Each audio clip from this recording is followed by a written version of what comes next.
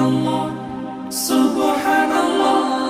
সফর সফর শহর শহর রোজানা রোজানা সময় কখন কোথায় দাঁড়ায় অজানা অজানা।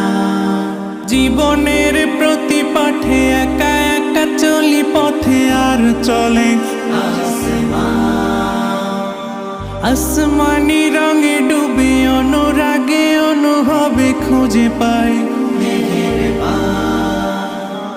সুবহানাল্লাহ ওয়ালহামদুলিল্লাহ ওয়ালা ইলাহা